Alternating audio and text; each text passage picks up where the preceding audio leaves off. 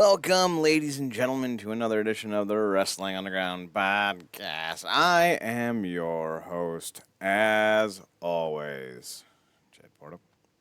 Joining me, as always, my glorious co-host, Marcus Ray. Marcus, how are you?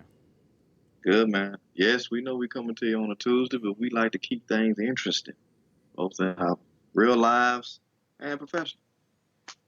Right. So this week we're going back to the old headset because while it's corded and not as comfortable, I don't have any suffocating noise issues because, like last week, I used a pair of digital or wireless earbuds from Skull Candy. Great quality on the audio, but my voice did not come through great, and I didn't want to have to repeat that nonsense again. So while I detest chords and all things chords stand for, we're going back to the old setup because it's Uh, uh, better quality. uh, Although if we ever do like a special Halloween edition and you actually come on as Space Ghost, it'll work with the mask. Yeah, it would. Oh, maybe I should go Space Ghost for Halloween. All right, so we got a big show this week. It's gonna be a long show. It's gonna be stupid long. Um, so just kind of like roll with it. Bear Apologize in with us. advance. Um, Surprising our YouTube channel. I looked at some of our older clips and whatnot. They're doing pretty well. I was like, wait, people want to listen to us? Like it takes a few weeks, but like our numbers usually pick up pretty good after a month after we post the video. So like, if you're in the future, thanks for checking us out. If you're not in the future, welcome. Yeah, man. Otherwise, let's do this. RealNerdCorp.com, RealNerdCorp.com. Check it out today. We have the top 100 Impact wrestlers up there. It's just the list. There's no information on them because we will be talking about them this week and probably next week. Because I forgot how much shit we have to talk about. But we're going to try to fly through this as much as possible because we have a lot of stuff to talk about, and I want to focus mostly on the Impact stuff. But also, a note we should say. I think we're almost done covering AEW and WWE. That's one of those things where Mark and I were just talking off the air, and we're like, no one talks about Impact, and they should. It's good. And folks that do is not extensive by any means. Right, like it's a throw on, and usually it's tongue in cheek and quippy and snarky, and it's like, where's the love? It's not enough. Yeah, I just quoted a Hanson song from 1997, so like, roll with it. We are going to be covering more Impact from going forward. Not that we haven't, we've been. We're going to cover more MLW. We're going to cover more NWA, maybe, maybe not. We'll see what happens on the 75th anniversary show, which is coming up soon. When is that? 75 anniversary show. Did these motherfuckers? Yes, they did. NWA 75 is going to run head to head with All In.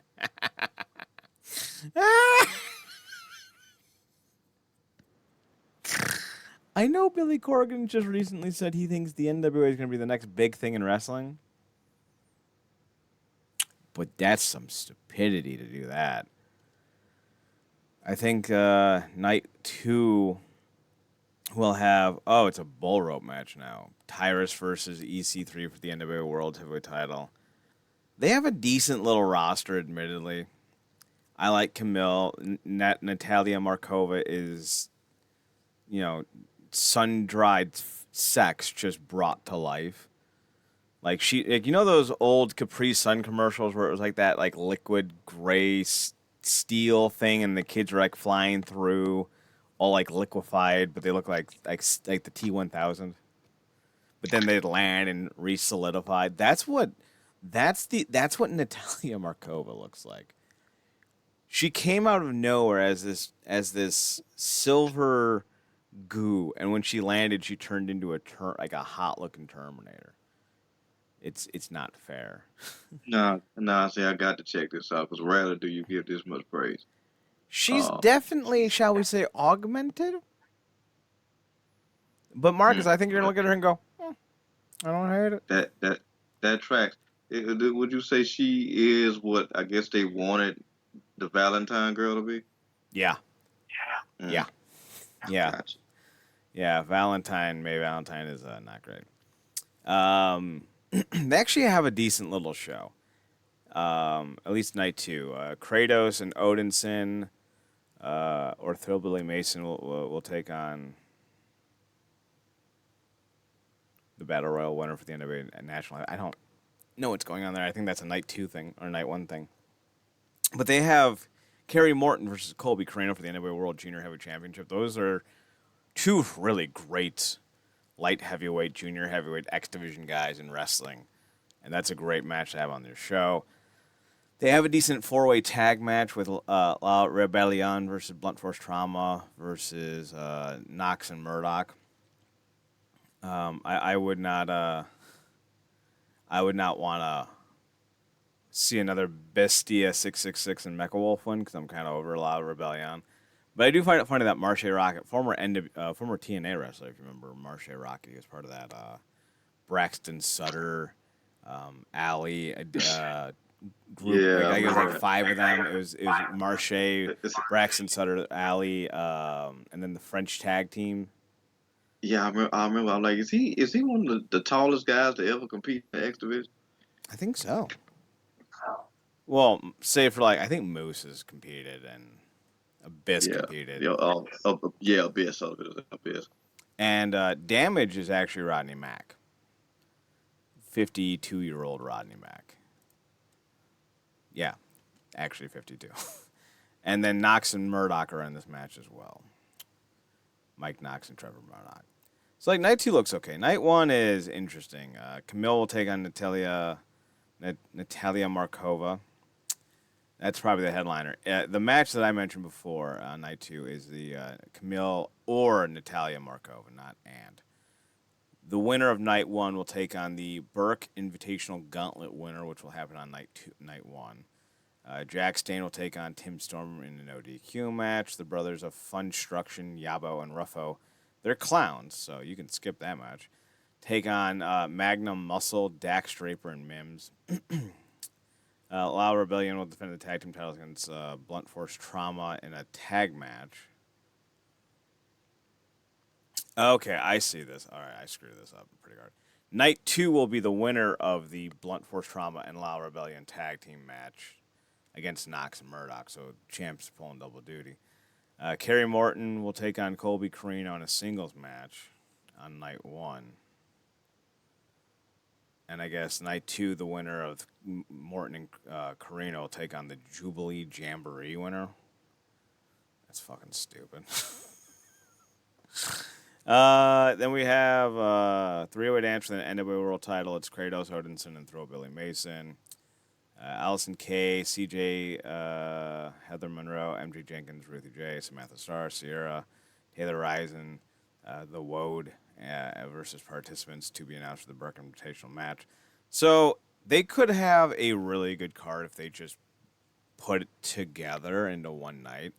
But instead, they're doing stupid shit like with the Burke Invitational Gauntlet match, a tag team match with Clown Brothers. What? 3, 4 dark matches that won't even air.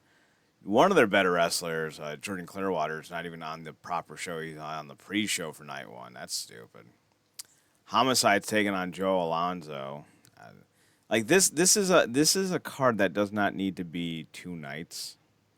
Kenzie Page will take on TBA, and the match has not been decided. And Thom Latimer will also take on Chris Adonis for the NWA World Television Championship on one of the nights as well. That has not been decided either. So NWA 75, not a great show. not a great looking card. What about All In? Let's talk about All In because that was the first topic we were supposed to talk about. The main event, of course, is MJF versus Adam Cole. I'm gonna give that 2 thumbs down. Don't care about that. Samoa Joe versus CM Punk for the real World Championship. Love that. Sign me up. Will Ospreay versus Chris Jericho. Dig that. They're gonna do a Stadium Stampede match, which I hate those. They're stupid. Kingston, Orange Cassidy, and Best Friends with Penta El Zero Medio and a partner to be announced because Ray Phoenix has to pull out. We'll take on the Blackpool Combat Club's John Moxley, Claudio Castagnoli, and Wheeler Yuta, plus 3 names yet to be announced. In a 6-man tag, the Golden Elite, Kota Ibushi, Kenny Omega, and Hangman Adam Page will take on Kensuke, Takeshita and Bullet Club Gold, Juice Robinson and Jay White. Darby Allin and Sting will take on Mogul Embassy, AR Fox and Swerve Strickland. Hikaru Shida will take on Tony Storm, Soraya, and Dr. Britt Baker. Of course, she's in this match. For the AEW Women's Championship, and FTR, Fear the Revival, will take on the Young Bucks for the AEW World Tag Team titles. Plus, we have a pre-show match with Aussie Open, Mark Davis, and Kyle Fletcher taking on MJF and Adam Cole for the Ring of Honor World Tag Team titles. But Tony Khan has already said that changes should be expected for the upcoming card, and these weren't changes he knew about a week ago. He says, quote, I expect more changes. They're not changes I want to make or plan to make. I'm not talking about the World Championship match or even the World Tag Team title match. There will probably be some other changes to the card necessitated by things happening in the real world. Stuff in some cases, stuff that it's nobody's fault, but that stuff is not related to the world of professional wrestling. I am going to try to work through this week to make it as strong as possible and hoping make the card better than it had been. There will be changes to the card. I plan to add something, and I might have to make some changes in the body of the card. They are not changes that will probably that will change the quality of the show. And I'm glad the big matches are in such a good position right now. After you see some changes, whether it's a scrummer or whatever, I can tell you more about when and why I decided to do those. It's not like there are things that were even a week or two I knew about or were expecting. That's part of pro wrestling. He's not changing the tag title match. That's more or less a good thing, I guess. I don't care. Fuck Cash Wheeler. I like CM Punk and I like his cronies. But Cash Wheeler's a little douche, and he needs to pay for what he did. Flashing a gun at somebody on the freeway is a douche move. But we'll talk about that here in the next segment. I hope one of the changes is Britt Baker being yanked from the card because she's terrible. I hope a third person is added to Darby and Sting versus Mogul Embassies because I think a six-man tag team coffin match would be a lot more fun. I don't give a shit about the Stadium Stampede match, but it has some of their biggest names, so I get it. I still cry on a bi-weekly basis for what they've done to Penta. They've done him dirty. Dude was the prime draw in Lucha Underground. One of the biggest headliners in Impact. And now he's a mid-carder. He was so bad in Lucha. Fucking so bad. Before they cornered him in the store.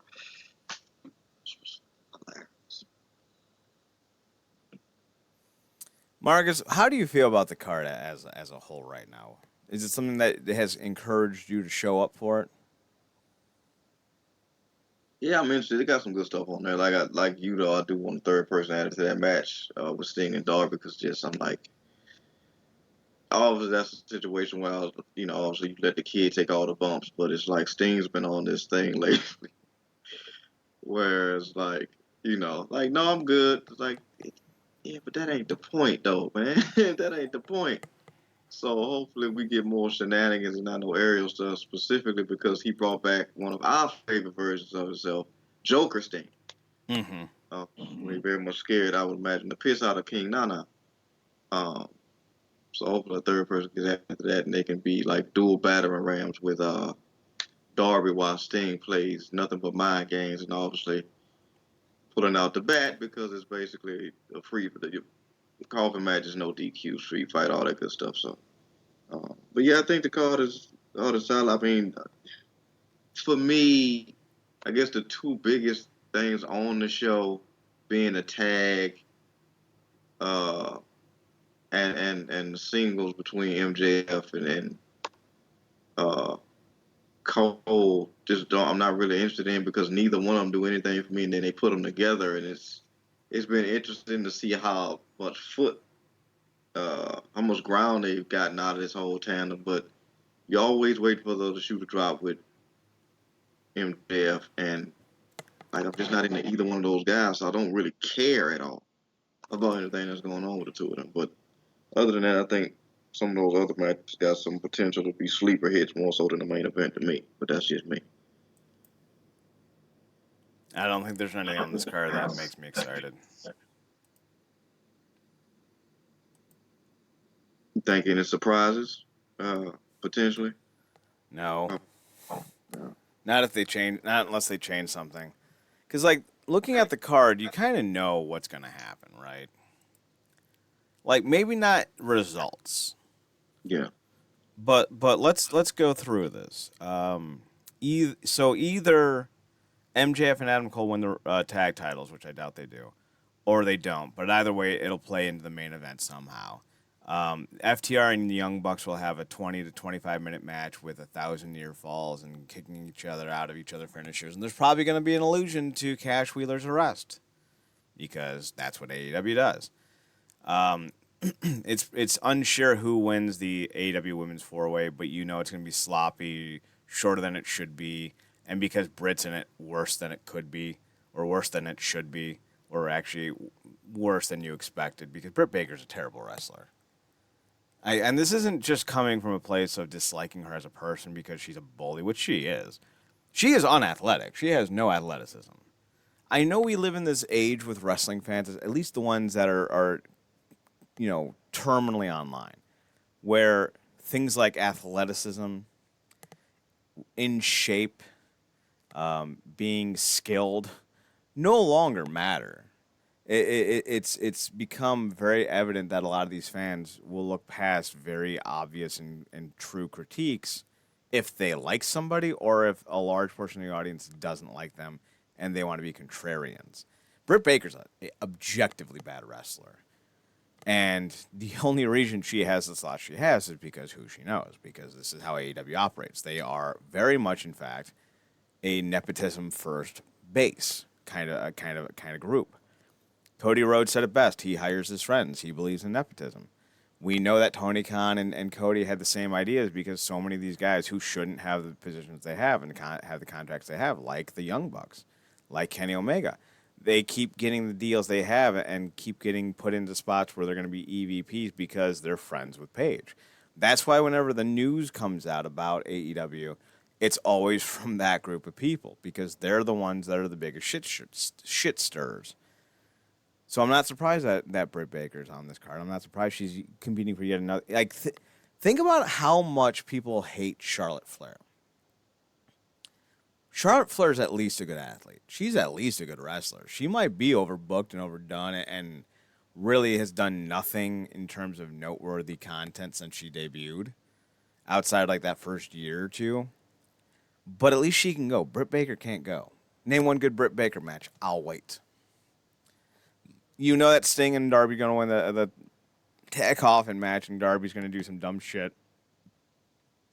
You know the six-man tag is going to be a frenetic pace. It's going to be beat, beat, beat, big spot, big spot, big spot. You know there's not going to be a lot of selling. You know it's not going to be a lot of storytelling. You know it's going to be big move, big move, big move, big move.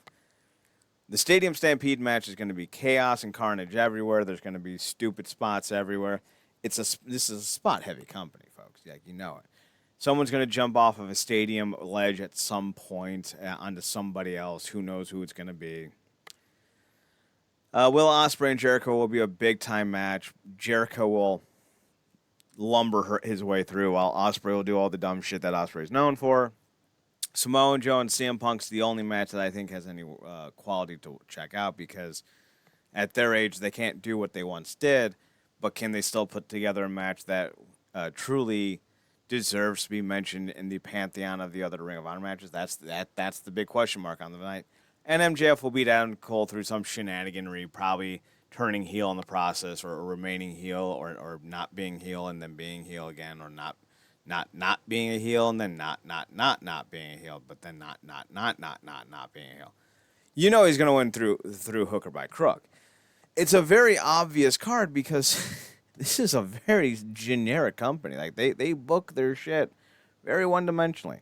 I'm never surprised when an AEW card goes off the air, save for one night, and that was the night when Adam Cole and Bryan Danielson both debuted back to back.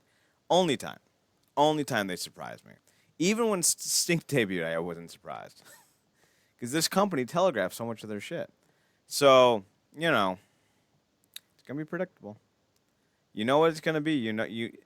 And like maybe that's not a bad thing because like you think about the Toronto Raptors when they had Vince Carter. You knew their entire game plan, Marcus, was gonna be they're gonna give Vince the ball.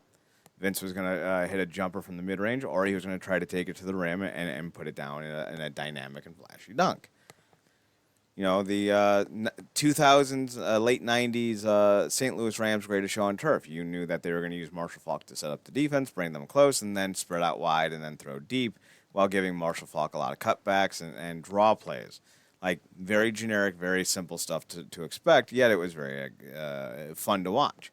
So, that's going to be the case for AEW. Very generic stuff for them. We know what their game plan is. Maybe it's going to be fun to watch. I'm not going to hold my breath, though. I'm a little tuckered out when it comes to the big spots and the holy shit moments and the fight forever chants and the 35,000 kickouts. And this isn't me thumbing down on AEW. I said the same things about NXT. Didn't like that stuff either. Ring of Honor too. Ring of Honor too. Not my cup of tea. Don't like the ultra indie style. I think it's a very worn trope at this point. So, speaking of worn tropes, Marcus, do you think Tony Khan's going to make any changes that will, excuse me, up your interest? I can't see at this stage, like I said, unless he saves like a random surprise big name to pull out last minute that nobody's expecting that might pique interest in the middle of the show. But other than that, I mean, I think it's probably just with everything you said, he said about basically sums it up as card is subject to change because it's just enough of a, I would imagine, hassle just pulling this show off in general. Obviously, the sales have made it quite a labor of love in that regard, but just the logistics of it, you know, and hoping everything kind of stays copacetic with the performance up to the date. Um, it's a lot, so he probably just gonna try his best to maintain what's there with minor changes that he has to make as he goes. But other than that, I mean, you can't really do nothing um, unless they pull off a hell of a trifecta with those three they got to add to that batch. Goldberg? I'm the only one who wants to see Goldberg. I'm aware of that. Reportedly, 80,848 tickets have been sold for the event. And I want to be very clear about this because I don't want these two turkey nuggets to take any credibility or credit. Most of this, I would say 65,000, maybe even close to 70,000 tickets, were sold before the main event of MJF and Adam Cole was announced. So I don't want people to say MJF's the headline draw of the biggest show ever, or Adam Cole's the headline draw of the biggest show ever. They're not. The brand is. AEW is. So much better deserving talents deserve to be in the headlining slot. In fact, I think it was CM Punk that probably moved the most tickets. I'm just saying. Speaking of headline draws, Sting, he's still doing his thing. He's like 63. Love him. We'll never not love him. If he wants to keep going until he's 70, I say do it. Tony Khan, though, he's not going to be the one to pull the plug on Sting's career, saying at a media call. Sting is very well aware that I would like him to stay as long as he feels physically up to wrestling. I think he enjoys doing it, and he's having a lot of fun. Sometimes you hit on things in life that are going to be good, and they turn out to be great. For me, a good example of that is Sting and Darby Allin, not just on screen but off screen too. Tony Khan continued on saying, "There have been so many great memories for Sting in AEW. I don't want it to end. I won't be the one to pull the plug on it. When the time comes, Sting knows he needs to be the one to say, I don't want to do this anymore, because I'm going to let him go as long as he wants. I want him to stay as long as he can. It's so important to me that we let Sting finish his career the right way." Now, he also made mention, and maybe I was having a fever dream, hallucinating, having a nightmare, but I do believe Tony Khan said that he believes this is Sting's greatest run of all time. I'm gonna check that quote because I want to make sure. Thanks. This is Sting's greatest run.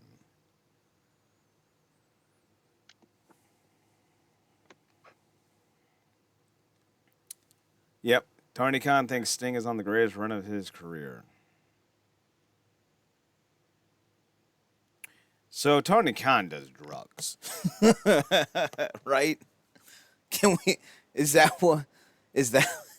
That's the takeaway from the statement, right? Sting has made mention that he wants to retire this year or within the next year, I think. But like I said, if he wants to keep going, I say keep going. Ricky Steamboat came back at 70. Ric Flair came back in his 70s. I think Sting is far closer to Steamboat in terms of health and being in shape. And if you put Sting in a tag match or in a tag team, not only do I think you can have a long run with him beyond today, I think you can still, re-legitimize him as one of the greatest tag team wrestlers of all time, on top of being one of the greatest wrestlers of all time. But you actually have to go and do that. You got to put the foot forward, pull the trigger, tell the Young Bucks, take your balding asses home. We're good. Put the belts on Sting and Darby and actually let them run with the ball. Otherwise, why keep them together as a tag team? I don't get it. Even if it's the trio titles, like I'm fine with that.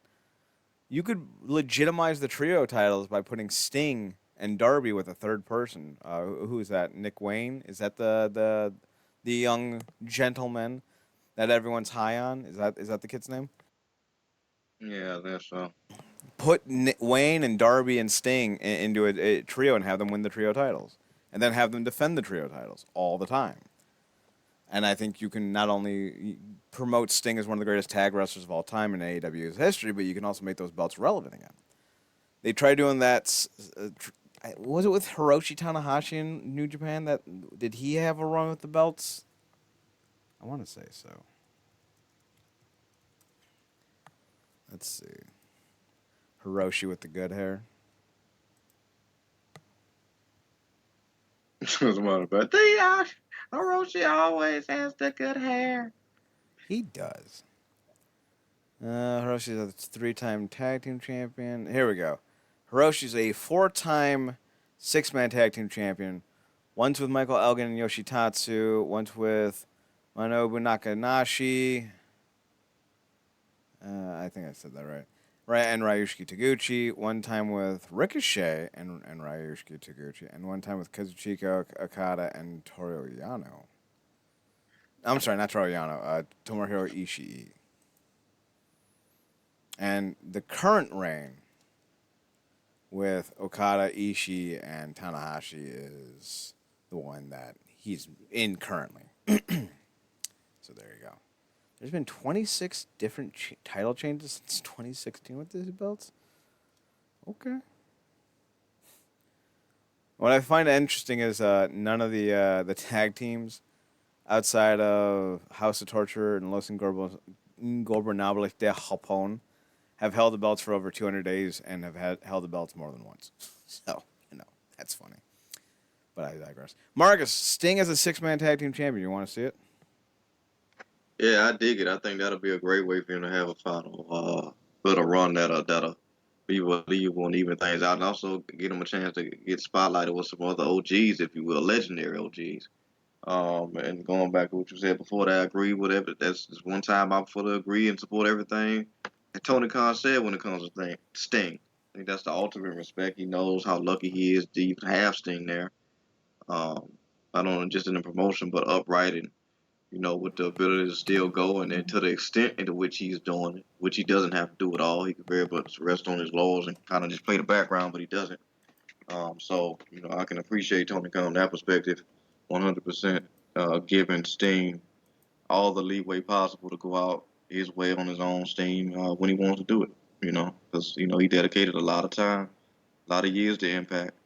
It was better for it, obviously, but obviously he's doing some stuff and very much looking to mentor Darby to another level, so he's getting to do that. But yeah, I think a six man would be great.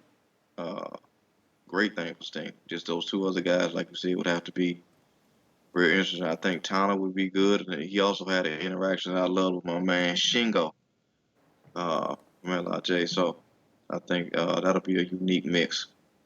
But yeah, any seeing Sting get another title run, I think was something we both desire. Obviously, you would have him with the world right now. MJF would be somewhere being mailed off to Madagascar like the Spirit Squad that one time.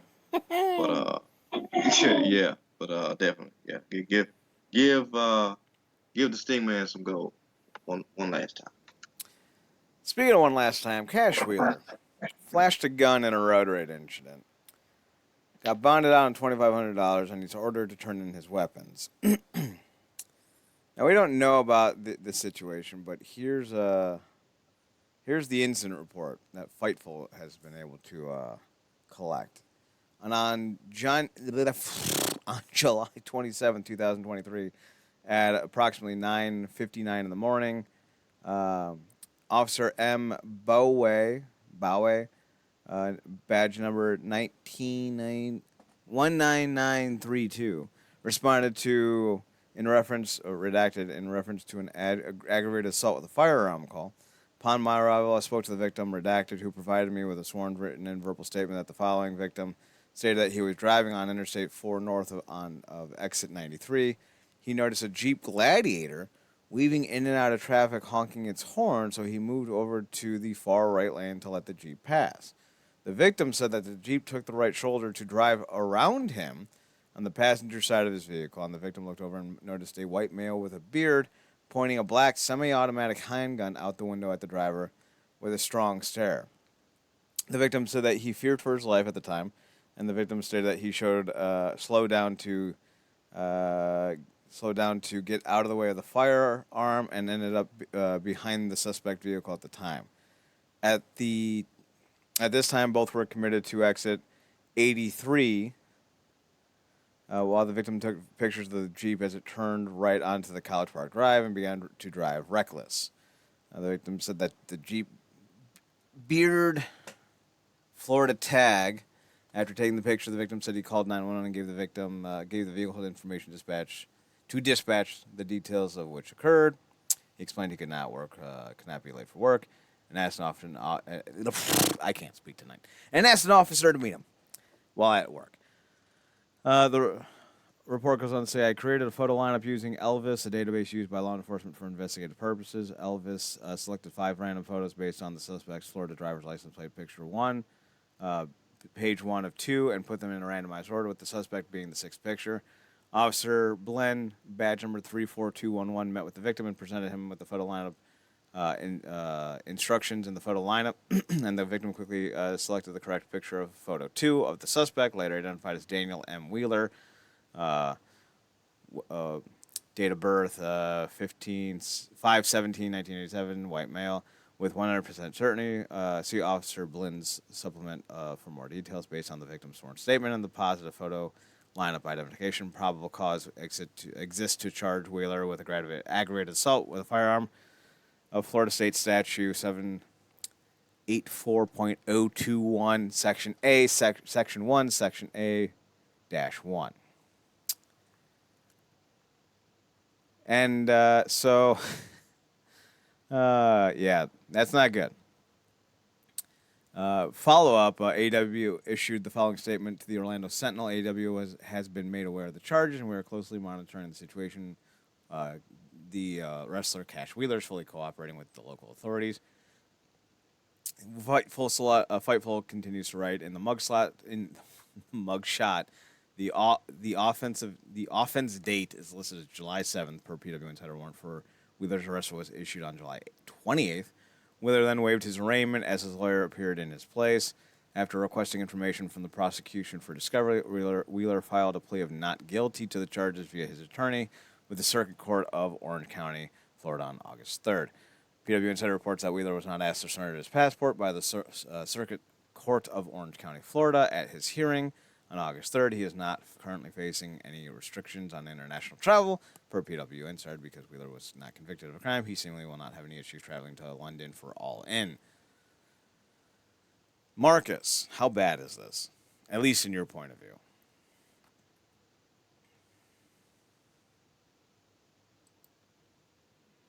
Getting caught like that with a firearm is never a good thing, and because initially I thought he had did it with a cop, like waved it at a cop. Mm-hmm.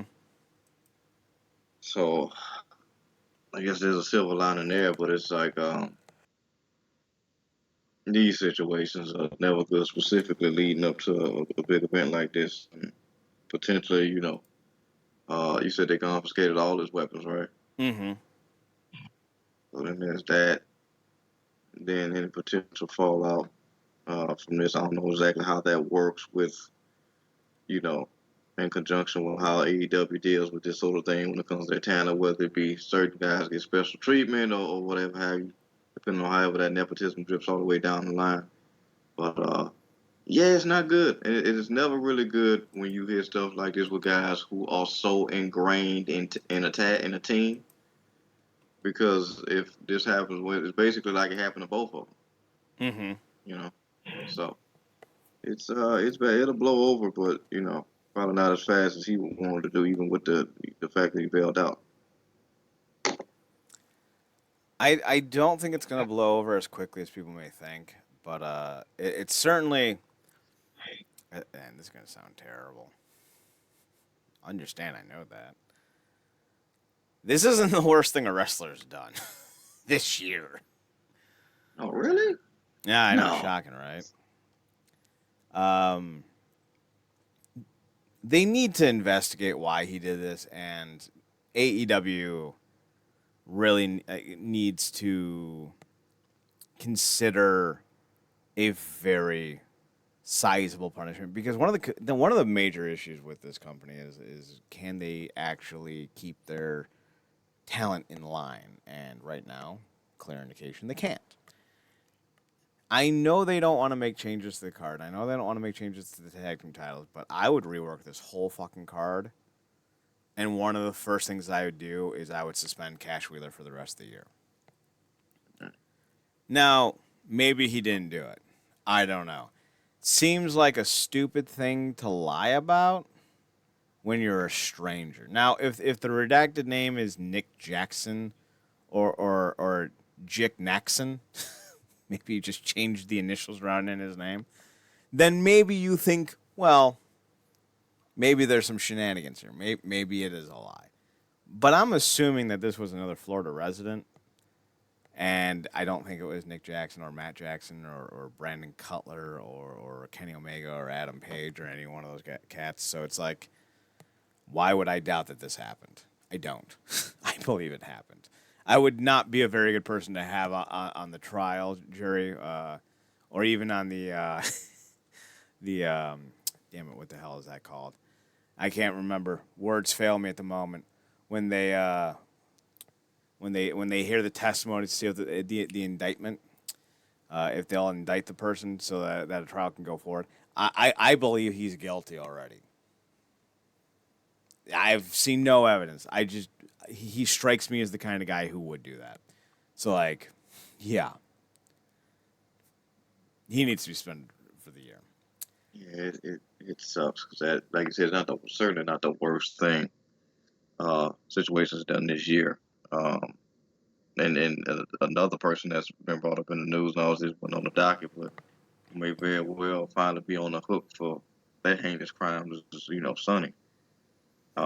And also, I don't think that transpired this year, but you do hope for proper retribution and stuff like that. But yeah, like flashing a gun, it's just these days, man. Everybody and their mom, kind of sues and stuff like that and whatnot, and particularly when you find out that certain individual has a name, and even when you don't, some certain people just can't take the chance. Particularly when you in traffic, because a lot of fatal situations have happened because of road rage.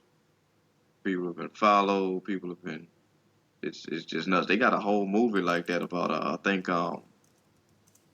freaking Russell Crowe is the basically the villain of the movie because you just took something too far. But yeah, it do need to be investigated. Obviously, nothing about any substance was brought up. Correct. Not At not this that time. we're aware of, Yeah. but also he was not arrested on the scene. He was. They released a bench warrant, so even if he was, and we both hear that driving recklessly, sliding, swerving in and out of traffic, pulling a gun on somebody for some reason, and then flying off into the day where he's still driving recklessly. Yeah, that sounds like he's inebriated. That sounds like he's high off his ass. But because he was not arrested until days later, there's no way of knowing. There's no way. So, yeah, it sounds like he was, but we can't prove it. The word I was looking for wasn't an indictment, it was a grand jury. That's what I was looking for. But speaking of working, are we being worked by Billy Gunn? Potentially, when you first brought it up, I was like, what if he's trying to pull out a grand? What if it really is nearing the end? Because I can't see it because he's having too much fun, and he's another person that, however he's maintained it at his age, is in phenomenal shape. Um, I'm like, is he waiting to pull something out the bag fresh? Like he almost needs a fourth man, and then whether it being an all in show or subsequently, or whether it was 2 weeks later when they go do all out, which is crazy, but okay. Um, he comes back with the "You look so good to me." Now, if they bring in Chuck Palumbo, that would be great.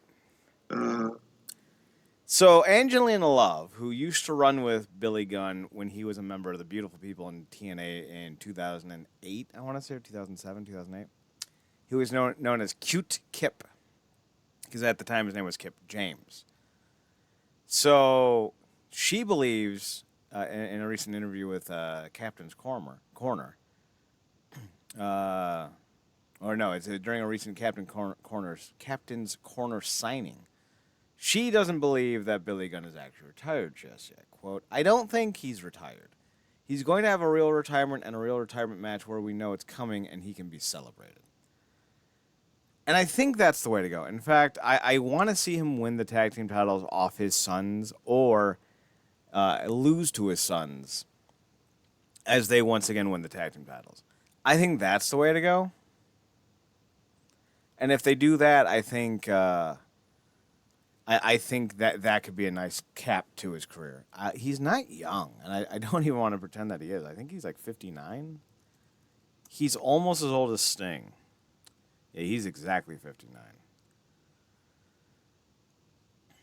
I met him once. I love telling this story. He was dating somebody in my hometown because wrestlers travel, and he stopped in at a local Blockbuster when I was there, and he was flipping through a magazine that he was on the cover on, and we asked him, "Are you Billy Gunn?" And he looks down at us, looks up at the magazine, looks back down at us, goes, "No," and then he laughs, and I'm like, all right, he's not Billy Gunn. And then like an hour later, we're sitting in the basement playing. I think it was WCW, no WWE WrestleMania 2000. We're sitting there, and then my friend slaps his leg, goes, "Oh my God, he lied to us. That was Billy Gunn." Hilarious. Now, was it Billy Gunn? My baby brain thinks it was. We've come to the conclusion that we do believe that it was him. That doesn't mean it was. So I'd like to see one more match for Billy Gunn. Speaking of one more match, OVW is going to be on Netflix here soon with a docu-series called Wrestlers. They released the trailer. I have not seen the trailer yet, but according Me either. to Variety posted a synopsis of the series. It says, once a proud finishing school for aspiring pro wrestlers, the gym has since hit hard times. Acclaimed wrestler Al Snow clings to an old school wrestling philosophy with a heavy emphasis on storytelling, but in spite of the love of a few diehard fans, the gym struggles week to week to stay relevant enough to keep its doors open. Things have become so dire financially that Al Snow has to sell a majority stake to a group of local businessmen, including Matt Jones, the most popular radio personality in the state of Kentucky. Matt and the new ownership group have infused the struggling gym with much-needed cash, but it still operates at a staggering loss. The new owners have given Al the summer to turn things around. Wrestlers chronicle the efforts of Al and his band of aspiring wrestlers make as they struggle with their personal ambitions and each other while they attempt to come together to save this historic gym. Is it real? Maybe. Who knows? But it's going to be interesting to watch. And personally, OVW is one of the few brands that allows itself to be as accessible as it can be. I think the issue with OVW is that they aren't producing the same level of names that they used to. And I think part of that has to do with the fact that they're not tied to a specific promotion anymore. I would love to see AEW or MLW or Impact partner up with them and send guys through OVW to help kind of give them the much needed rub that the brand deserves. But also, yeah, they turned out Batista and Randy Orton and John Cena and Shelton Benjamin, Brock Lesnar, and so many others. That doesn't mean that 20 years later they should still exist off of the backs of those names. Marcus, one, do you think this is real? Do you think they're actually going to close down OVW like the docu series claims in its presser, or do you think that was question one? Do you think it's real? Two, do you think they should stay open, regardless? Those are the two questions I have for you, my friend. One, do I think it's closing? Yeah, do you think the turn it around this summer or we're closing is real? I don't know. It very well could be, because it does feel like places like that, unfortunately, are going down. So I could believe it because it's other places that are getting more popular in spots. Like I think didn't Josh Alexander just take over a spot in He Canada? became no, he became the head trainer of the Can Am Dojo, Gotcha, which is gotcha, Scott Demore's. gotcha. But yeah, it does seem more so like people are rather getting, because there's so many places now, thankfully for guys to be there, we're seeing more situations like what we got with Jade, where people are just being put out there and kind of thrown in the deep end and learning on the fly. And some people are kind of hoping things kind of mesh well and kind of come together as they go and kind of cut the middleman out. Do I think it should go? No, because I think you still need places that teach the deep fundamentals. I mean, you just listed off like that all time class they had: a John Cena, Shelton Benjamin, Randy Orton, Batista, Brock Lesnar. Those are some of the best and the biggest to ever do it.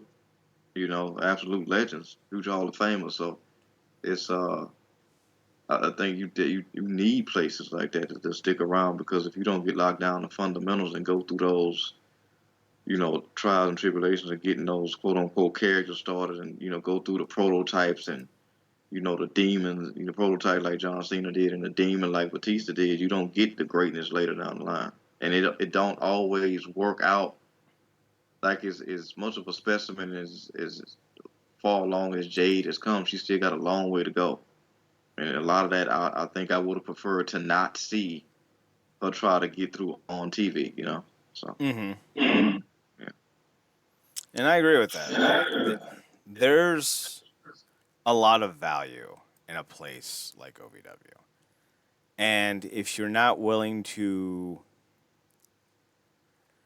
put in the work, you shouldn't be on TV. And as you mentioned, Jade Cargill, and for a second there, I thought you meant like Mia Yim, because like Jade. But like Oh when yeah. you think about Jade Cargill, she has not gotten better because how can she? She's on the road to do shows, but she doesn't work indies. You don't get better week to week doing practices. Marcus, you played sports. I played sports. I don't know how many sports you played or how long you played sports. I also know you were in band, but I played sports a lot. And the one thing I'll tell you is I never got better in a game. All the improvements came in practice. Now, if you're only working 2 or 3 days in a ring, one while you're on the road at the show, maybe the others while you're at home, you're not going to get better. In the world of wrestling, you need to work the indies. You have to. You have to work the indies or you will never get better. I want to dispel a common rumor that keeps existing. The Miz has not gotten good. Whoever keeps saying that is lying to themselves in a way that I'm afraid for their well-being. The Miz is not athletic. He's not a great worker. He's never been a great worker. He's not. They tried to make him into Ric Flair, folks, and it failed spectacularly. He's not good. He's fine. But the reason why he will never be better than fine is because he never took the time to learn other styles, to learn from other people. He had the same systematic approach to wrestling beaten into his head with every trainer, coach, and head of creative that they could ever function and figure out. And so he never developed another gear. He's never had a match of the year contender. He's never had a match of the night. Why? Because he never worked the indies. Jade never worked the indies.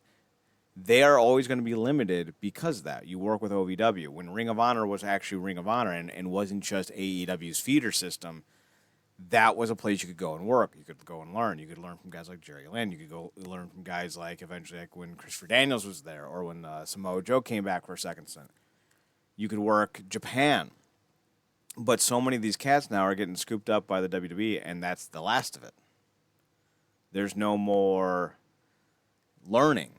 You just learn the system. You learn how to do it their way, and you get good at doing it their way, but that doesn't make you a good worker. And places like OVW can seriously help you learn to be a good worker. Get it. And they're also doing this thing now too, where speaking like having out the middleman, they're just outright going for athletes Mm-hmm. and hoping that trims a lot of the fat that would be needed to be like, okay, we got to really work with this guy because he's not. Speaking to somebody, the Miz is not athletic.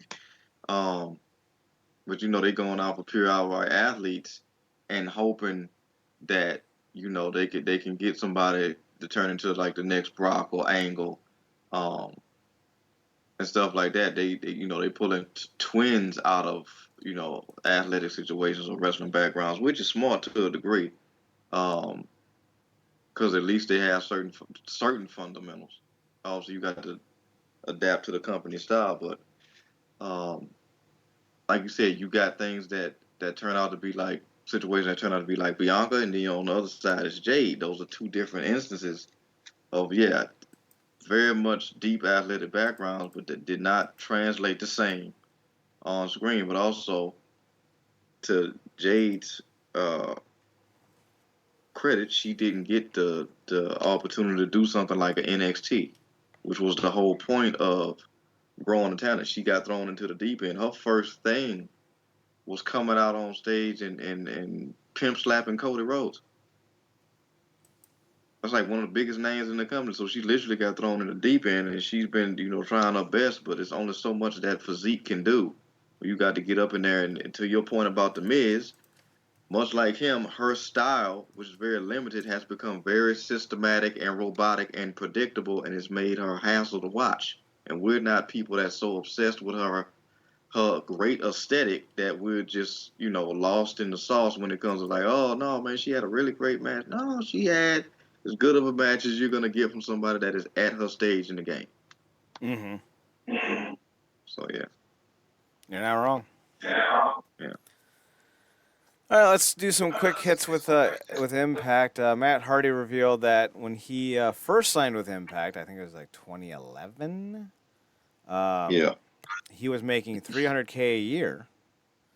Speaking on the extreme life of Matt Hardy, Matt was asked by a fan how long his contract was for. He said he signed for 3 years, and when he first signed with TNA, it was a 3-year deal. When asked by the co-host John Alba how much he was signed for, Hardy said it was good. It was really good. It has also allowed me to do outside things. It was a really good deal. I think it was around $300K, and you could do stuff outside of wrestling as well. It was upwards to $300K. It gained a little bit each year.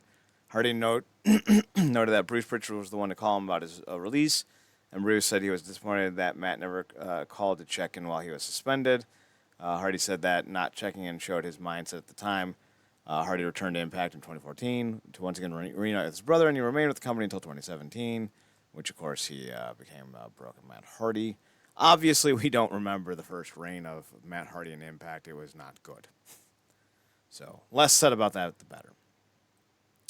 Frank Kazarian tried to pitch the idea of doing the Ultimate X match at Impact versus New Japan Multiverse United. Speaking with the ad-free show with Dominic D'Angelo, Kazarian brought up the idea. He said, a couple months ago, I knew the 20th anniversary was coming up, so I looked up into the 20th anniversary of the first Ultimate X match. So I looked into when the actual date was. Then I was on my schedule, and I saw that it's Multiverse United. I did go up to a couple creative minds in Impact. I went to Scott Demore himself, and he just said, "Not for nothing. Maybe I've got one more Ultimate X in me." But I said, I can't think of a better day to maybe do one more than on August 20th, 20 years to the day. They were kind of like, "Wow, that's a really good idea." It was all kind of a tongue in cheek. Maybe if this were an Impact standalone show, that might have been something that was feasible. Even sometimes Ultimate X matches can only work in certain buildings. I don't know the logistics of that. Kazarian says that the match type will always hold a special place in his heart, but he did feel that there was a time when they were doing too many of them in the early days. The one they did at Slammiversary, that was an incredible match. I think my only criticism is early on we started doing too many of them. That kind of takes the lore away. But in the last several years, they've been doing a very, very good job of making sure that making it mean something and making it special because it should be. Marcus, do you think the Ultimate X match should return for Multiverse United? Granted, to be clear, neither of us have seen that show yet. So we don't know if it would have helped the show or hurt the show, but would you have cared more about it if the Ultimate X match had been added?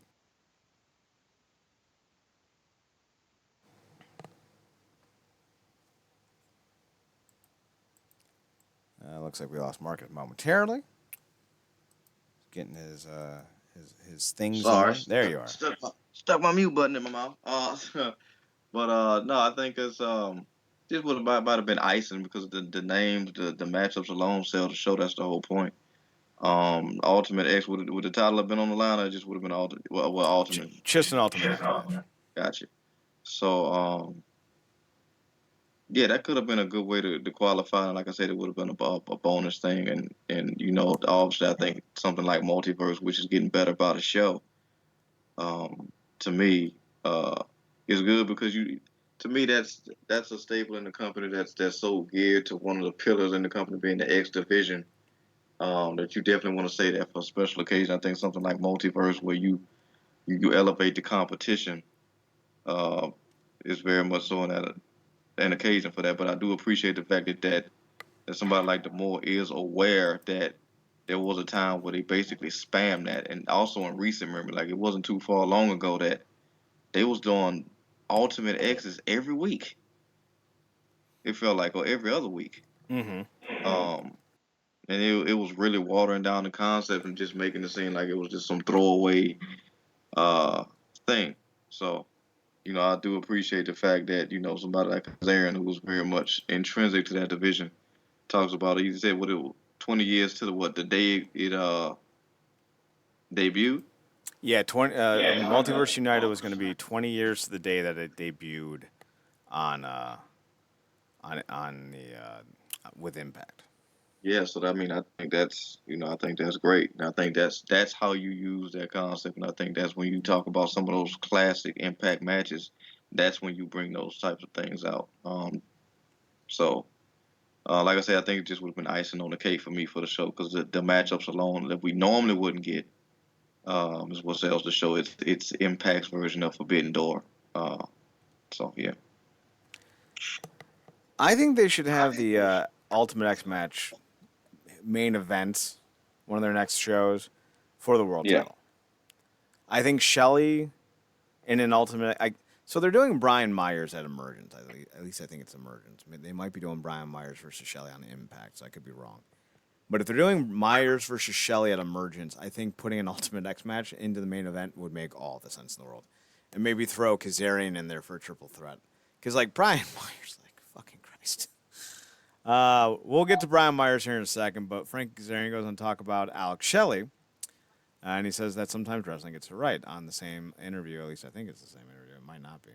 I didn't bother to see who it was. But speaking to Jim Varsaloni of the Miami Herald, Kazarian was asked about his thoughts on Shelley's current run. Frankie goes on to say, I'm so proud of that guy. I've known Alex Shelley since he was 20 years old, and he was just starting out. We've been through a lot together, and over the years, when you know somebody that well, you become close. So for him to get that opportunity and for him to now run with it, I think he's doing an incredible job representing Impact Wrestling as our world champion. I'm so happy for him, man.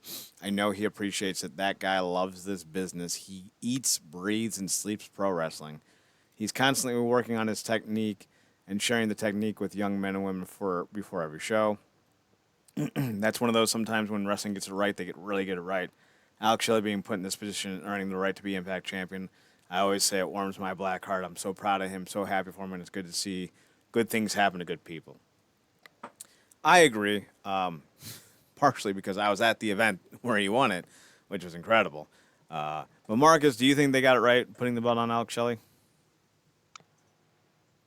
That chant, that has very much been bastardized. You deserve it. It doesn't get more to me apropos than somebody like Alex Shedder when you talk about his history, not just in wrestling, but specifically that company, um, and all the lineage, from different times that he's, tag team X, his most recent run when he's come back and really, you know, provided a lot of things both on and behind the camera. Just to talk about the names that he's propped up, I mean, everything about the guy is just a benefit and a plus and a pro to any company he's at. And yeah, I think like I said that you deserve it doesn't get more apropos than somebody like Shelley when it comes to being an Impact champion. If it's not gonna be somebody like Alexander, and this is not to obviously knock Macklin out the way because he's no scrub, but guys like Alexander and Shelley, like true workhorses, you definitely put that title on. And yeah, it's been great. Like you said, when we've seen enough years and been watched it live enough times where Impact has got it ass wrong. So to Mm-hmm. be here and watch this now and you be there in person, as long as you've been supporting the company, is yes, it kind of almost feels like lightning in a bottle in a way. I agree. That said, Jonathan Gresham's out with an injury. He's somebody that Impact wants to build around, and it sounds like they're going to be doing something with him. He's not happy with the constant lawlessness and wants to bring rules back to wrestling, at least to Impact Wrestling. Marcus, he's due back from his injury start of September, and he went on the Better Than Broadway podcast saying, "I'm doing much better." I ended up getting a groin strain. I'll go back to the quote, but his wife or a girlfriend, I don't know if they're married. Jordan Grace said, "My bad," to the groin strain. So that was kind of funny. Back to the quote. It was my first time having it. I fell out of the ring, probably through the middle ropes. I didn't catch myself. I'm basically supposed to catch myself, spin, and land on the floor. It's a basic move you learn in the first couple months of training. I just missed it at the time. I ended up floating because I didn't catch myself, and I took a back bump on the floor through the middle rope. First, I thought, oh, that hurt. I got up back in the ring, finished what I was doing. As I got outside, I kept stretching, and it kept getting worse. I was standing there watching guys working out. And as I got up to move, I couldn't walk. I ended up standing there for 30 minutes thinking this will go away eventually at the end of the training. I let everyone else leave, and I tried to walk, and I collapsed. I'm going into week 3 now. On week 4, when there's no pain, I can probably start stretching again from everything I've been reading and from what the doctor told me. Do not stretch at all with a groin strain. Um, so, yeah, Gresham should be back within the next 2 to 3 weeks, maybe 4 weeks tops. We're all pulling for him. Gresham's probably as he's a. I think he's every bit as good as Brian Danielson. I just don't think he's had as many opportunities to showcase that because Brian Danielson has always had the best of the best around him, and I don't think that that Gresham has always had that. Although his run with Speedball has been fantastic. Brian, not Brian, Marcus, do you have any thoughts on Jonathan Gresham? I 100% agree with everything you said. Definitely is somebody like good as somebody like Brian.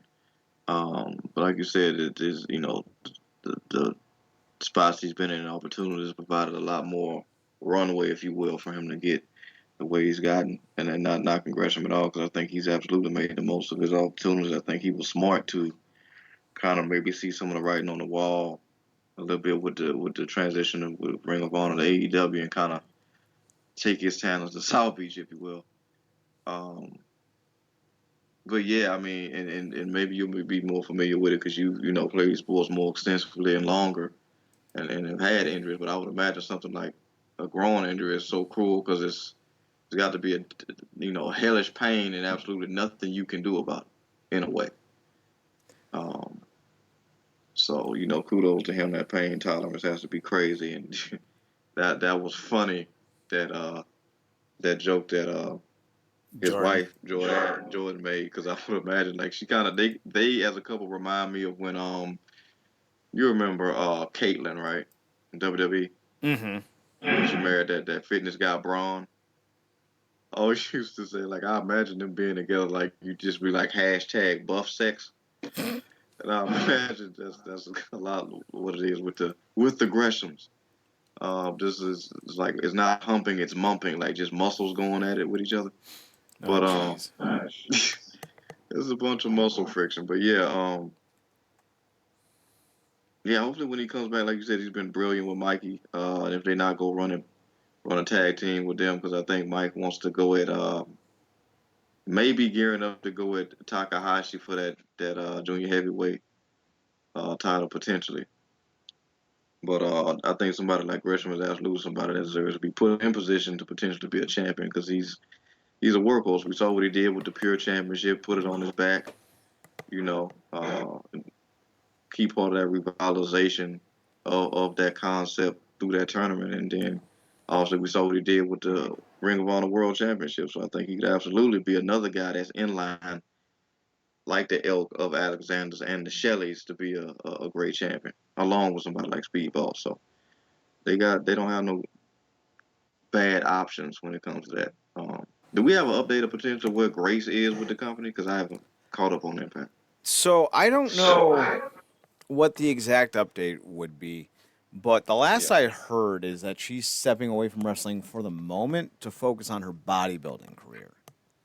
gotcha. That appears to be the next thing in her life that she's going towards. But the way a lot of people talk, and like this is just from the gleamings that I have with former contacts and whatnot, there's a very strong belief that she may return to Impact, but that'll all come down to a lot of like things that are up in the air. You know, I don't think there's any issues with the marriage, so I don't want people to read into it. But if there are issues with the marriage, that may deter her from returning. But if she's very happy with John, which it sounds like she is, that's an incentive to return. I'm dating somebody, and if we work together, I think that would be a wonderful thing.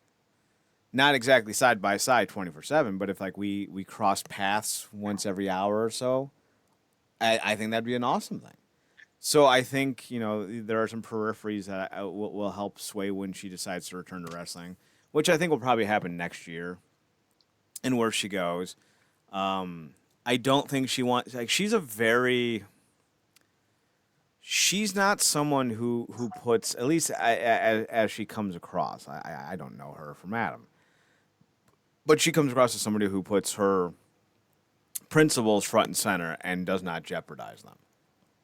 So it doesn't make sense for her to go to, say, WWE, who she's criticized before, and with the poor booking of AEW's women's division, I feel like that would also be a bad move for her. And frankly, so much of these, like so many of the reasons these guys go to these companies is simply because of the money offered, right? I don't know the last Impact wrestler to leave the company to go someplace else where they've improved. If you want to count Cody as an Impact wrestler, even though he spent like 5 weeks in the company, there's one. But everyone else is like, I watched a video. What was it from the? It was Cultaholics. Where are they now? All in episode video, and it was terrible. They're phoning it in, and I don't know why. They're usually really good on content. Now this one wasn't good. But they're like Ethan Page is a major player in AEW, and I wanted to snort whatever I was eating out of my nose because it was so offensive to hear them actually suggest such a stupid thing to say. The dude's not even on TV regularly, let alone in a major program. I can't think of the last thing he's done that's been worth watching. You think about Brian Cage when he's lucky. What is he? A member of the six-man tag team champions? The Yeah, and dude, the that's dude was that's main eventing Impact. yeah, You think about John Morrison. Wherever he is, he's in MLW right now, but he's also doing some stuff in AEW. Like, he's not doing anything. So it's one of those things you think about, like, why would you go to AEW outside of the money? 'Cause, yeah, they can offer more than Impact. They can offer more than WWE. But if you want your legacy to matter, why would you agree to be a C tier player on Ring of Honor when you could be the top tier on Ring of person Honor in when you could Impact? be the top tier person in Impact. So And that's real just quick, kind of my thought. That's yeah, real quick, cause I don't know if you even saw any of the NXT run, but I guess just with how dominantly he was booked, would you potentially lend the edge? Like I said, his NXT run is obviously his main roster stuff has been shaky at best. Would you lend mild credibility to somebody like Cross? No, no. Gotcha. I would give mild credibility to Eli Drake, Mm, but he has to win the title for that to happen. And like yeah, I would say like Desmond Xavier's on par with how he's being used in NXT as opposed to WWE, as opposed to Impact. But I wouldn't say he's having a better run in NXT than he did in Impact. So I think there's room to grow for a lot of these. yeah, and if people remember, I guess going real throwback real quick, one Consequences Creed, if you know who that turned out to be. Okay, I will give you Consequences Creed. Definitely, definitely more improved in WWE than he was in Impact. That being said, though, he was also young in Impact. He was not. I wouldn't qualify Consequences Creed or Xavier Woods simply because when he was in Impact, he wasn't a big deal, and he wasn't Yeah, given a lot to do. It wasn't like AJ Styles going to New Japan. Like it was more akin to Impact signing Deanna Purrazzo. It was definitely picking up someone who had potential but not a name and building them. And they gave Desmond they gave Xavier Woods all the room he needed to grow and flourish in this company. So kudos to them. They did do yeah. that right. One of those names that left the Big E, Brian Myers, by hook or by crook, he wants to stay in Impact for the rest of his career. The former Impact Wrestling Tag Team Champion from 2015, remember that? Spoke to Alistair McGeorge of Metro, and he made it clear that he wants to stay with Impact as long as possible, and he'd even end his career there if the company would have him. If Impact will have me, I probably shouldn't say this out loud, but I'd end my career there. I'll be there as long as I can because I'm having that much fun. The schedule is a little bit more lenient. It allows me to be super dad when I'm home, and it's pretty much perfect for me, you know? Myers then reflects on the journey, reflected on joining the company after his WWE release in 2020. He emphasized that signing with Impact was one of the best things that has ever happened to him. Myers also pointed out that he has helped the company as well, and he is enjoying his time there. It's kind of like my whole world is spinning. Joining Impact was one of the best things that's ever happened to me, and I like to think that Impact was pretty blessed by it too, because I've worked my ass off in every situation. Also, I'm having fun. They're also giving me the opportunity to be the wrestler I've always wanted to be, the real version of me, not nibbling on crumbs and taking what I can get, which, hey, it happens in wrestling. It is what it is. He goes on to say, I think the Impact World Championship is a goal of mine. It's mine for the taking. I've worked my ass off for the past 3 years. I don't think there's anyone who can say they've done what I've done in Impact in the past 3 years. Yeah. I've been the workhorse and backbone of this company for 3 years. I've done everything that's asked of me to the best of my abilities at the highest level, never disappointed, never missed a beat, represent the company at its highest levels. Now, on one hand, I think Brian Myers has leeway. I think he's a tag team guy. And I think if you find him the right tag team partner or the right tag team situation, yeah, he'll do great for you. Josh Alexander is in this company, though. If there's no one else, there's still Josh Alexander. So him to say he's the workhorse, it's like, you know. Marcus, do you want to see Brian Myers continue his run with Impact for as long as he continues to wrestle? Look, man, I'm by no means a really big proponent. I'm not how the guy, but I respect the fact that he sees where he is in the industry, where he is as a performer, um, the height he's reached, the level that he's at now, and being able to recognize that, for the most part, this is where his bread is buttered best at this stage in his career. Like you said, everything just it kind of works when it comes to Impact. He gets to wrestle, be prominent in the promotion. Um, and he gets to have the good personal life as well. His personal life doesn't have to suffer for his professional, which a lot of times it would. In WWE, he probably lose a lot of time as a dad and he wouldn't even be prominently featured in any sort of capacity. He'd be, waiting in the background for 1 week to play a bit role and maybe get a sneak win based off of a bigger feud that was going on, like Akira Tozawa recently when he beat The Miz, as he's feuding with Eli Drake. freaking LA Knight. Yeah, Yeah, thank yeah, you, there it LA is. Knight. LA So Knight. yeah, the bit player in that regard. So the money's good, the time's good, and being featured is good. It's too many pros on the so in that regard, I fully understand. I respect it. Like I said, I ain't high on the guy, but he fits. And they always need guys like that. And he even respect the fact that he recognizes, like, look, man, I'm not, never really been a world champion in that regard. I'm fine being an agitator, somebody in a tag team. That's kind of been one of my comfort zones anyway. So, I respect the self awareness. A lot of these guys at his stage in the game don't really have that. A lot of guys getting his, get the way he is and have that tyrus mentality with no actual credibility to back it up. I agree. I don't think he's a world champion, but he has value if you can pair him right. Speaking as a guy who has value, Eddie Edwards, he wants to face Sonata for the IWGP Championship. Speaking with Muscle Man Malcolm, Eddie goes, "Of course. I mean, anytime there's a champion in our company, even if they're not a champion, I want to be the guy.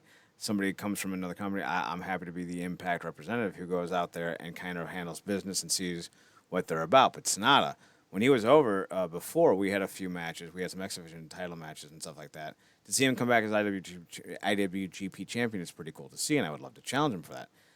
Mario goes, I love Eddie. Love him to death. I don't think he's what he once was, but I still think he's better than most.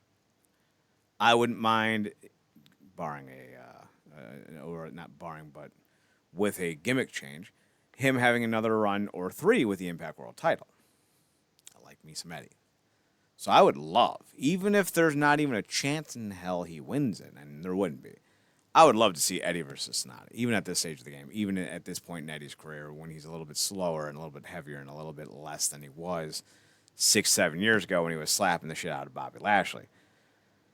Marcus, would a Sonata Eddie Edwards match for the IWGP Championship, knowing that Sonata would likely win, would that make you want to tune in? Oh, absolutely, man. It's been so interesting seeing Sonata at this point. Uh, as somebody that first got introduced to him as he journeyed his way to Impact, I guess on excursion, if you will, and seeing him first come in and say Sonata, then his journey all the way up and through to the Revolution, and then to see him go to New Japan, have years as being I guess the bridesmaid, never the bride. Now he's officially, you know, had that title. So to see him now and then somebody like Eddie, who very much brought his level up a notch. Everything he did with no one, we saw that, and this wouldn't be the first time he's faced off with a legend. So, I think he very much wants to be that guy that kind of steps up to the plate in that regard and takes on, the guys like the Sonatas or even if he was still going Mudas or Tanahashi's, stuff like that. Even if it is not the same guy it once was, he's still super solid in that ring, can go with the best of them. So yeah, that to me, there's no drawbacks to that match at all. Even knowing the result just because of you know New Japan narrative. So Yeah, it's hard to argue the importance of that because New Japan still carries it with carries with them a very big flag, so to speak. Speaking of big flags, Moose re-signed with Impact, and he wants to explain why, and I think it makes sense because his flag is about legacy. He goes on to talk to the WrestleSphere, explaining why he re-signed, saying, "That's the reason why I've decided to stay with Impact. In the past, when you hear the words Impact Wrestling, maybe 2 names come to mind, AJ Styles and Kurt Angle. I'm working to become the 3rd name people think of when they think about Impact Wrestling. Each day, I feel like I take more steps towards that goal. I've been a loyal flag waver for Impact Wrestling, and I'm going to keep doing it. Legacy means a lot, man. I mean, there's a reason why I decided to stay here. We're growing every year. We're growing bigger and bigger. We just did a tour of Australia, and we're going to be when we're doing another hopefully next year. Now we're coming to the UK. Every year, Impact does something that it's not been seen for a few years, and I'm happy to be part of that. I made my legacy at Impact Wrestling, and I can't wait to see how that all turns out when I finally unlace the boots and hang them up. Impact Wrestling has a lot of great wrestlers in their locker room with Eddie Edwards, Josh Alexander, Deanna Parazzo. I mean, she and the Knockouts have killed it in recent years. Moose also said he would like to wrestle Eric Young. Marcus, we're going to talk about Moose and the other top guys in wrestling here in a little bit, but do you think Moose is on the path to be one of those big three names? It's hard to say. Kurt Angle. I mean, those are two huge tiers, two really high tiers, man. And Kurt Angle and I mean, yeah, Kurt and AJ, because regardless of whatever they were doing, whether they were, even if they weren't wrestling, it was must see. I don't know if Moose is, even with everything he's done, he's come a hell of a long way, and I certainly respect him for the shape that he's gotten himself in. Um, I don't know if he's absolutely must see. Um, but I do appreciate the self, much like Miles. I appreciate this and respect the self awareness and the brand loyalty. Because that's we've seen a lot of wayward daters come through Impact as of the last however many years in recent memory. So um, I think he keep chugging away. I think in this particular run coming up with all the names that's lining up around that title, the Shelleys, the Alexanders, also I think you know Macklin's going to continue to want to stay in that picture as well, and others names. I think if you have him have some great feuds in that regard, I think he could very much well put himself in that position. But even with as long as he's been with the company, I don't know if he's in that ilk. And then maybe that's just because of the level of talent that they are or were. Uh, but I do think Moose is definitely one of those names that might be a tier under that. If we're gonna tier it like that. But yeah, I think Moose will maybe one day hit the top 10. I don't think he's a personality enough to be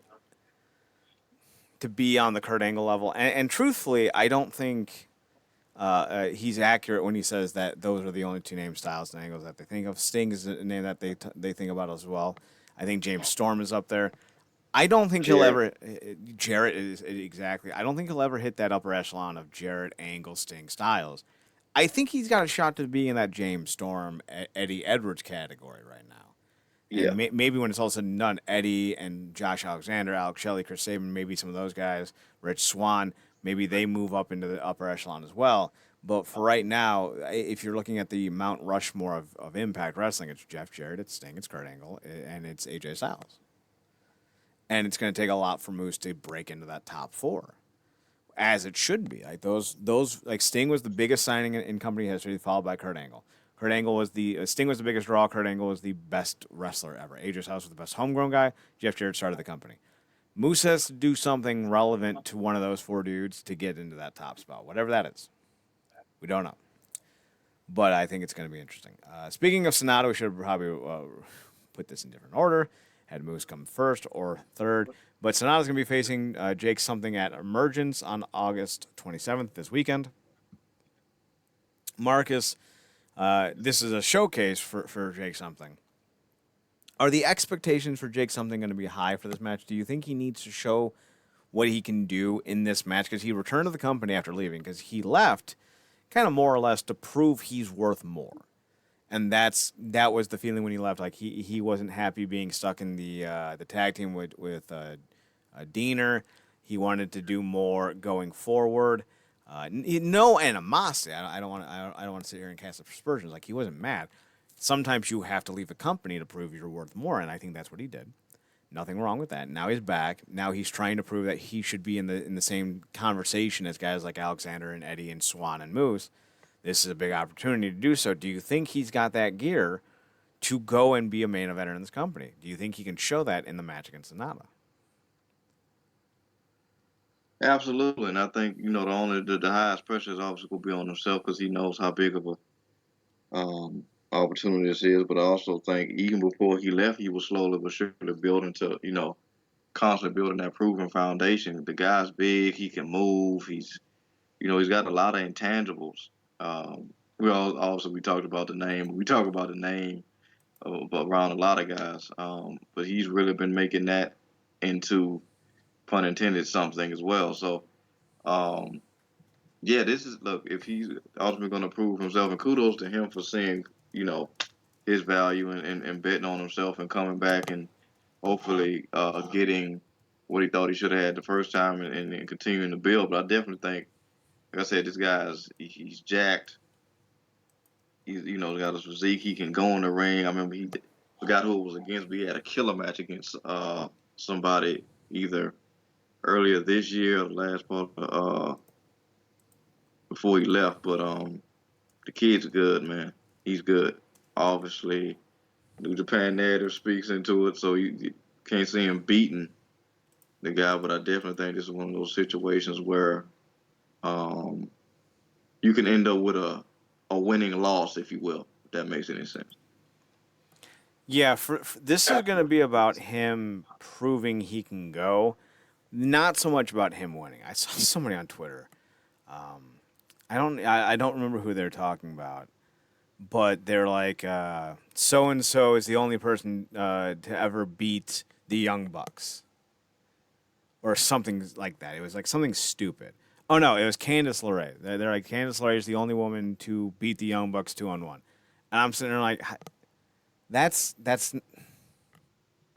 not real. Like the results don't matter. Like everyone's like, well, Roman Reigns would win because Roman Reigns is undefeated. It's not real. Roman Reigns couldn't beat Chad Gable in a real fight. Like, calm your tits. This is about stories and characters and booking. He was like, you know what, man? You know who I get to beat Kenny Omega? Who, that little girl? Right? Like, it's not real, guys. Like, so like it's never about, well, who's gonna win. It's about how they lose, why they win, and who's positioned to carry the story and the title and the company. Like there's so many variables and uniquenesses with wrestling that don't exist in other sports and other forms of entertainment. Like this is both, the NFL and, CWTV with the Flash. Like we're both looking at how they're booking Barry, who else could be brought in to face off with Barry, but then also figuring out if Barry should be the Flash going forward, and knowing that there's a good chance that somebody else will take over that mantle eventually, but all done in real time on a week-to-week basis with no real breaks.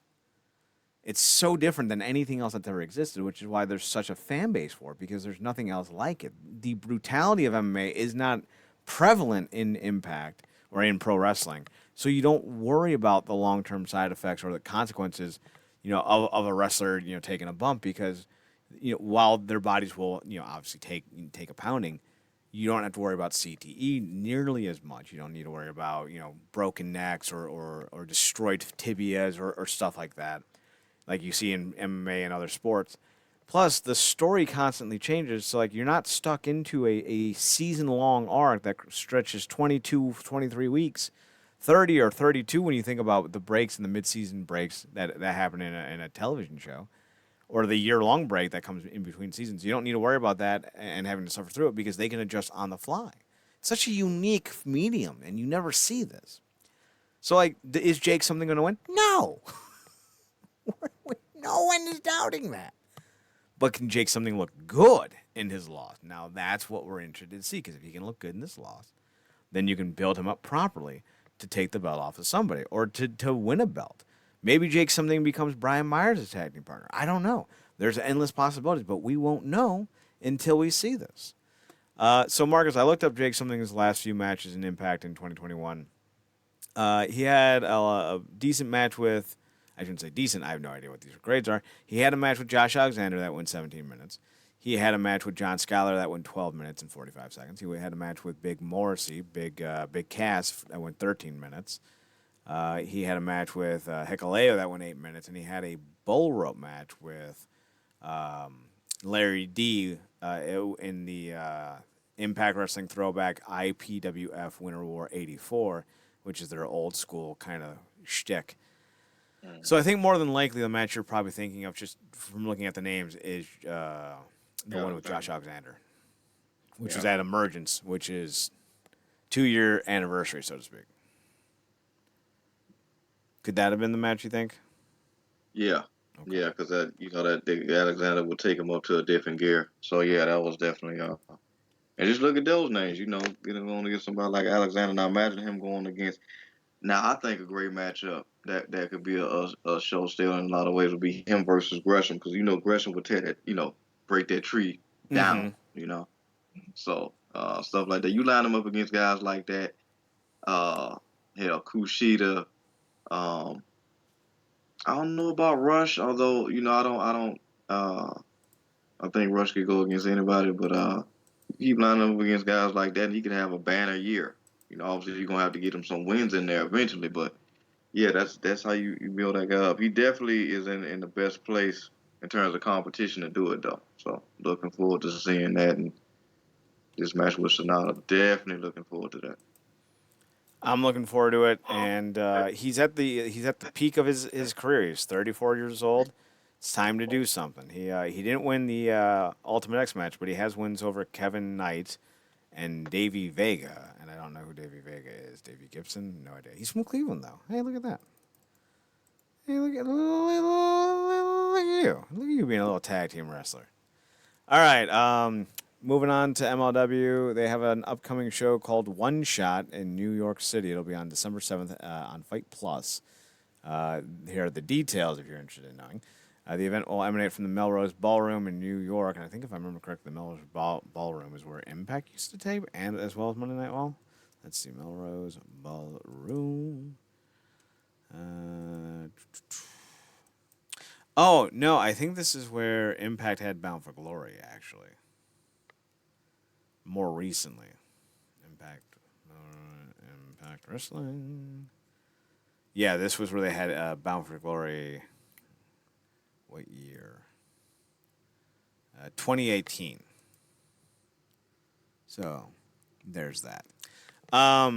The event was announced to return. Tickets can be purchased after selling out. The one-step concept show promises to be unlike the usual MLW event. For details, will be revealed soon. Some of the athletes and talent signed and ready to appear include Alex Kane, the current MLW World Champion in the Boom IA Fight Club.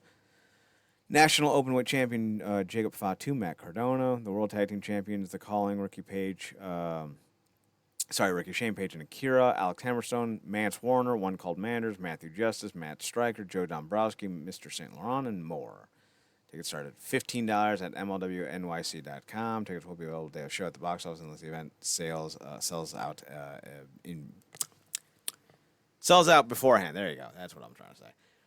Marcus, we're going to start doing some more looking at MLW as the weeks go on. So hopefully this becomes a big show. If you're looking at, hit the wrong button. If you're looking at following MLW, they let's see, Alex. We're gonna look this up.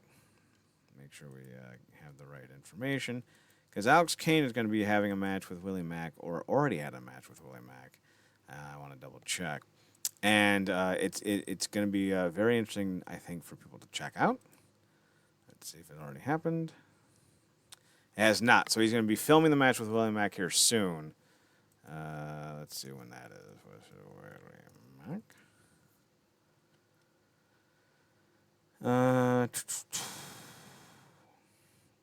There we go. It's going to be at the Fury Road event. It's going to be happening September 3rd in Philadelphia. Willie Mack versus Alex Kane for the MLW World Heavyweight Championship. What else? Let's see. Is there anything more? Gotta make sure we put more than the Fury Road, because that's a movie. A movie I haven't seen yet and have no plans to. Fury Road 2023. So far, here's the matches for Fury Road.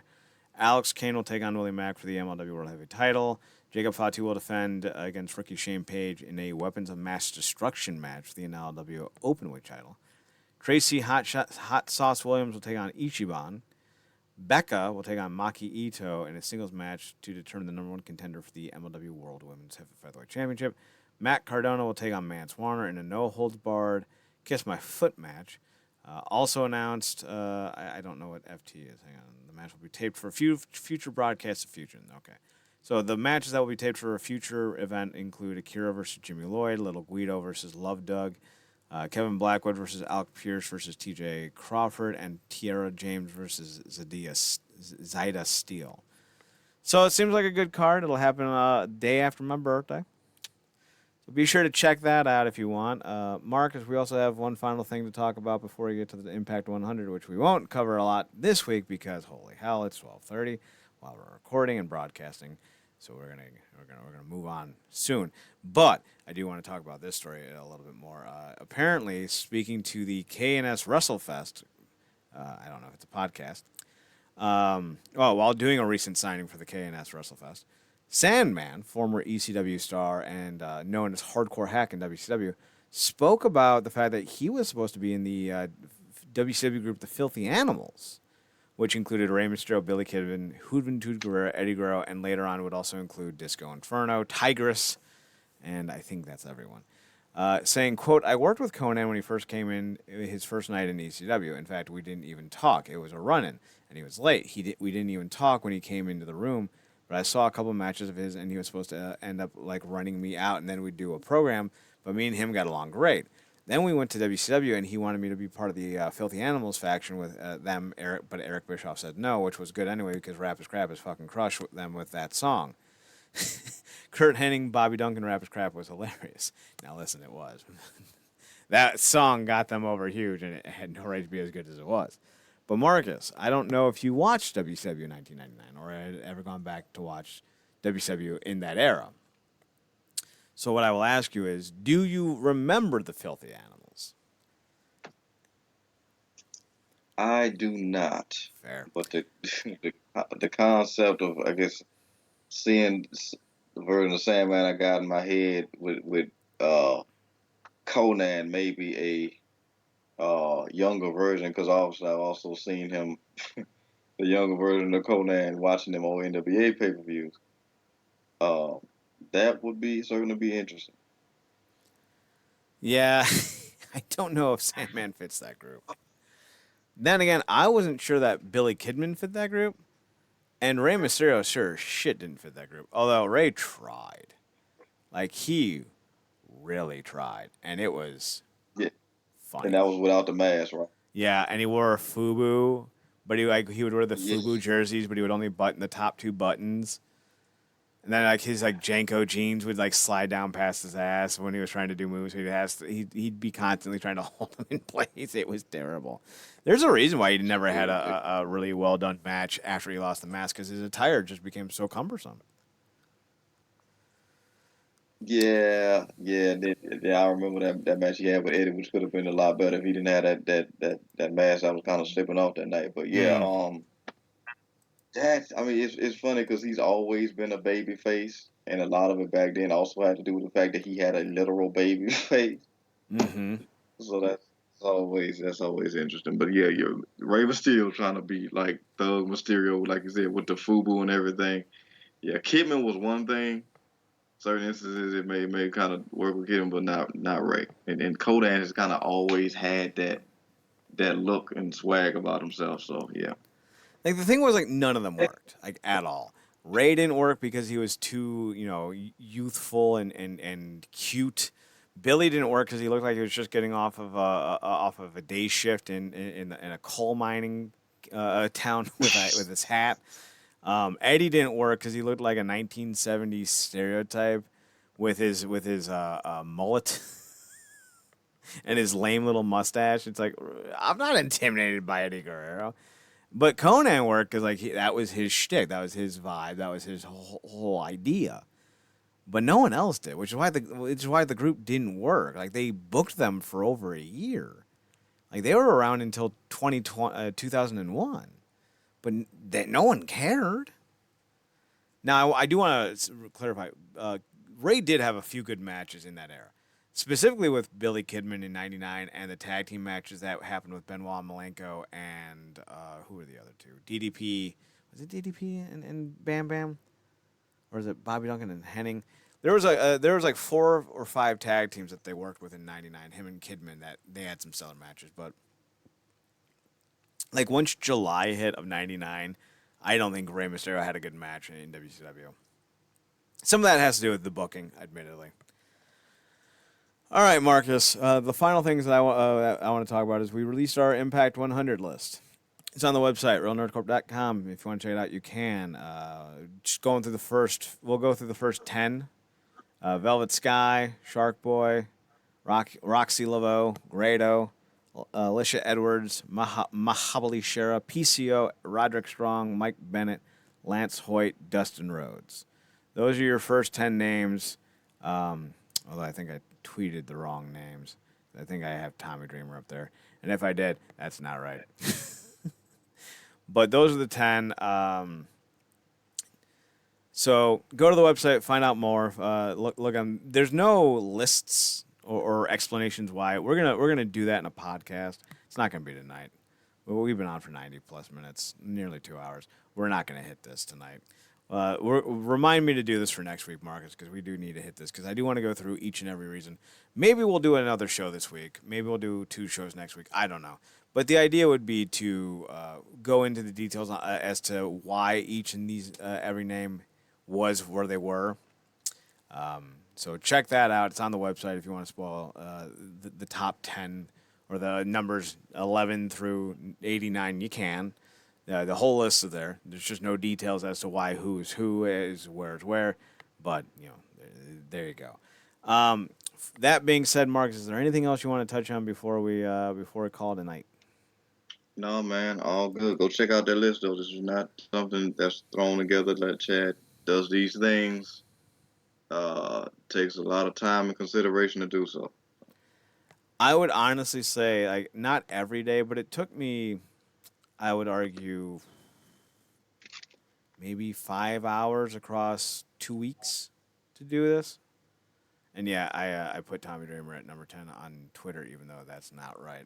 Dreamer actually ended up being much higher originally, or much lower originally, and I edited that, so I don't know why I forgot to do that. Dreamer's not number 90, and I'm gonna actually delete that now.